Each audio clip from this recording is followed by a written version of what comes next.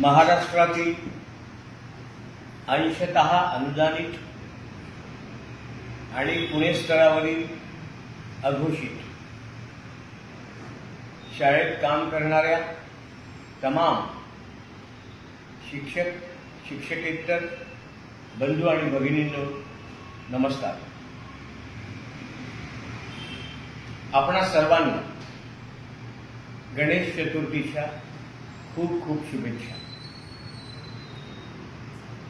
एक वेळा बहुप्रतीक्षित शासन निर्णय 25 तारखेला निघाला. तुमच्या सगळ्या व्हॉट्सअप ग्रुपवर वाचत होतो मी की बाकी डिपार्टमेंटचे निर्णय कसे लवकर निघतात, आपल्यालाच काय इतका उशीर लागतो. हसावं का रडावं हे कळत नव्हतं, परंतु गंमत येत होती. अखेर काही का होईना तो निर्णय निघाला आणि या सगळ्या निर्णयाचं श्रेय आझाद मैदानावर जमलेल्या मावळ्यांना आहे हे पुन्हा एक वेळा मी अधोरेखित करतो. आता आपण सगळे इतके हुशार आहोत, सज्ञान आहोत की आपण तो जी आर पूर्ण वाचला. काही लोकांनी काय तयारी करायची त्याचा चार्ट देखील बनवला आणि तो देखील प्रकाशित केला, व्हॉट्सअपवर टाकला. त्यामुळे फारसं काही त्यात सांगण्याची गरज आहे असं मला वाटत नाही. परंतु तरी देखील मी काही गोष्टी तुम्हाला सांगतो. आता हा शासन निर्णय निधी सहित आला म्हणजे निधी आला का? नाही. या शासन निर्णयानुसार जो काही दरवर्षी अनावर्ती खर्च 970 कोटी रुपये लागणार आहे, म्हणजे कंपल्सरी खर्च जो 970 कोटी रुपये लागणार आहे त्याला वित्त विभागाने मान्यता दिली. म्हणजे दरवर्षी आता या वाढीव टप्प्यासाठी वित्त विभाग 970 कोटी रुपये देईल, हा त्याचा अर्थ. आता मला सांगा, इथे रेग्युलर पगाराचीच मारामार आहे. म्हणजे कुठे 33-61 पैसे नसतात, कुठे 32-61 नसतात, कुठे 33-79 नसतात, कुठे 511 नसतात. आता तोच रेग्युलर पगार वाढीव निधी सोडून या महिन्यात पूर्णपणे रेग्युलर करण्याचा प्रयत्न केला आहे, करतो आहे, किंबहुना तो झाला आहे. मग आता हा पैसा कधी मिळेल? निधी मंजूर झाला आहे, परंतु हा पैसा सप्टेंबरमध्ये जेव्हा रेग्युलर निधी वितरित होईल तेव्हा हा पैसा मिळेल असा माझा अंदाज आहे. म्हणजे ऑगस्ट पेड इन सप्टेंबर मिळेल, परंतु सप्टेंबरला हा वाढीव टप्प्याचा निधी येईल आणि तो आल्यानंतर ऑगस्ट पेड इन सप्टेंबरचा राहिलेला फरक आणि सप्टेंबरचा 20% वाढीव टप्पा असे पगार ऑक्टोबरमध्ये होतील असा माझा अंदाज आहे. म्हणजे ऑगस्ट पेड इन सप्टेंबर नक्की मिळणार. मग आता अजून काय राहिलाय? सगळ्यात मोठा त्रुटीचा प्रश्न. मला मान्य आहे शासनाने 14 ऑक्टोबरला न्याय दिला आणि 25 ऑगस्टला आपल्यावर अन्याय केला. तुमच्या जागी मी असतो तर निश्चितपणे तुम्ही ज्या भावना व्यक्त केल्या तशाच मी पण केल्या असतात. आपण त्रुटीचा प्रश्न सोडलेला नाही, आपण त्यासाठी भांडणार आहोतच आणि न्याय देखील मागून घेणार आहोत, हिसकावून घेणार आहोत. मग आता कोणत्या पद्धतीनं? मला अनेक लोक विचारतात, तुम्ही आता काय करणार, तुम्ही आता कसं करणार, तुम्ही शुद्धीपत्र काढणार का? आता मी काय करणार हे जर तुम्हाला आजच सांगून दिलं तर माझ्या स्ट्रॅटेजीला काय अर्थ आहे? मी नक्की करेन. त्रुटींच्या शिक्षक आणि शिक्षकेतर बांधवांना भविष्यात 100% न्याय मिळवून देण्यासाठी मी बांधील आहे. मग प्रश्न येतो कधी? कधी नाही, मी अगदी उद्यापासूनच प्रयत्न करतो आणि वेळोवेळी ज्या डेव्हलपमेंट होतील त्या डेव्हलपमेंट तुम्हाला मी 100% सांगतो.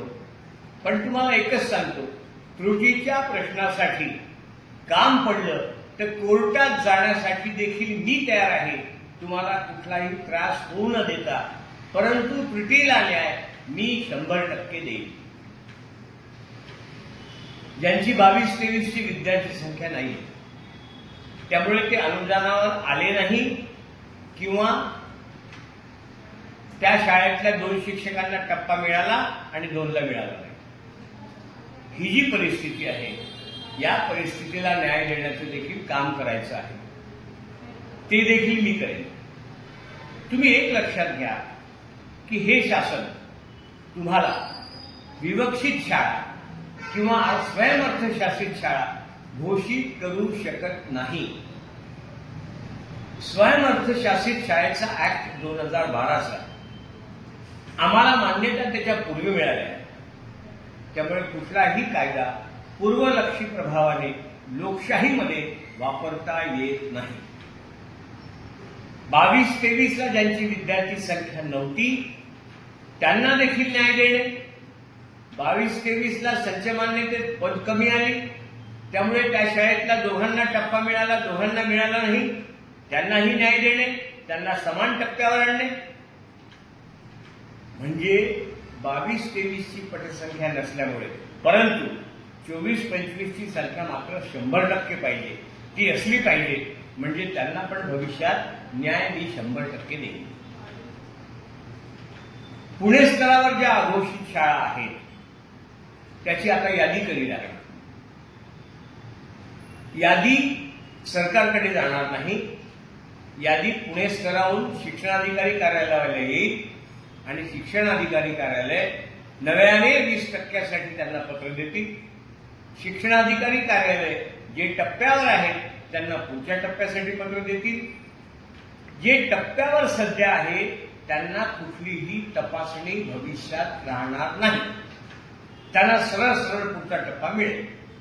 आणि जे नव्याने 20%वर येत आहेत त्यांना मात्र त्या शासन निर्णयात जे मुद्दे आहेत त्याप्रमाणे तपासणी होईल.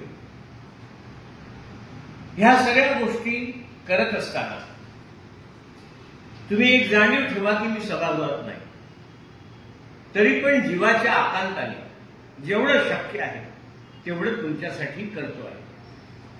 आता याच्यातला एखादा मुद्दा जर राहिला तर तो माझ्या लक्षात नाही असं कृपया गृहीत पकडू नका.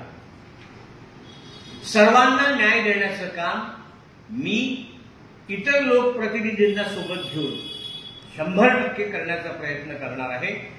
नव्हे तो तुम्हाला मिळवून देणार आहे.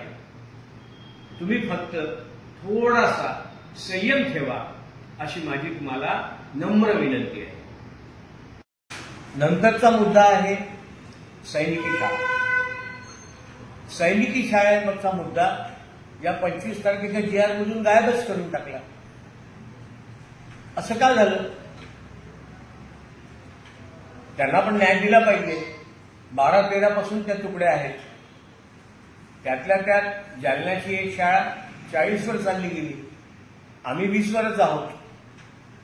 हा देखील मुद्दा मी लावून धरला आहे. म्हणजे त्रुटीचा मुद्दा, सैनिकी शाळेचा मुद्दा, 22-23च्या पटसंख्येचा मुद्दा, या तीनही मुद्द्यांवर माननीय मुख्यमंत्र्यांची लवकरच भेट घेऊन यावर मी तोडगा काढेन आणि सैनिकी शाळा सरसकट सगळ्या 60%वर जातील असा माझा प्रयत्न आहे. तुम्ही काहीच काळजी करू नका. हे सर्व मुद्दे मी भविष्यात लावून धरेन आणि सोडवेन. तुर्तास एवढेच. तुम्ही फक्त पाठीवर हात ठेवून लढ म्हणा. मी लढतोय. धन्यवाद.